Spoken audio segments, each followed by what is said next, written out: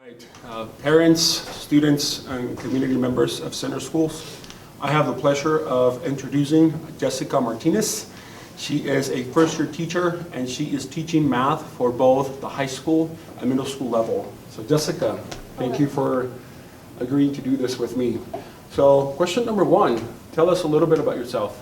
Well, I grew up in the Denver metro area, went to high school there, graduated, then went to college up at CSU where I majored in math education, and then here I am. Question number two, why in the world did you choose to teach math?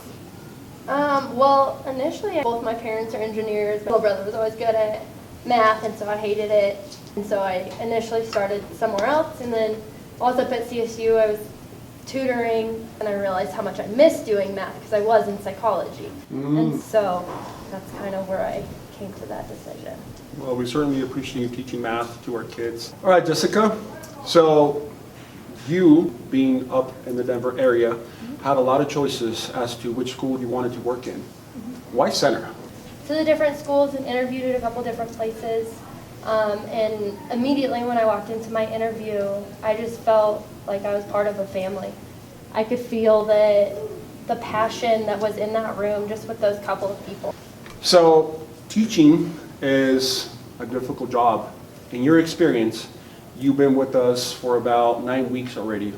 What has been the most difficult part of teaching? I think the most difficult part honestly hasn't really even been so much in the classroom, it's the preparation, exhausting, and I think that's kind of been the most difficult part. Yes, teaching is hard, but it's very rewarding.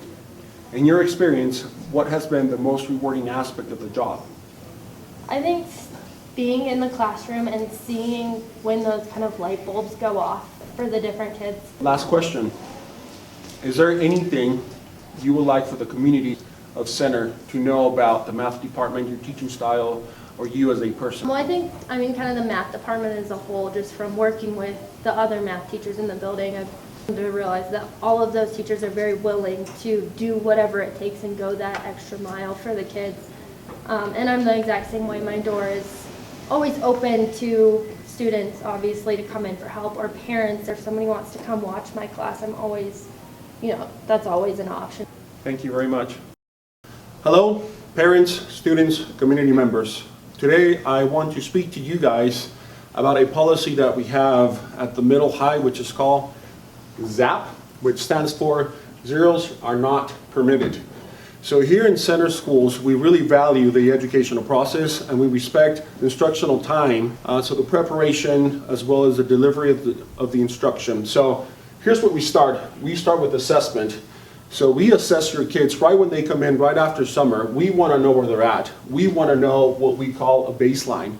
From that point on, we dive into that data. We look at strengths and weaknesses. Then we come up with a teaching plan, which is, we teach them, and we teach them on a daily basis. At the end of every class, we check for understanding through DFAs, which stands for Daily Formative Assessment, which is just a very quick check to see if you're getting what I'm teaching or if you're not.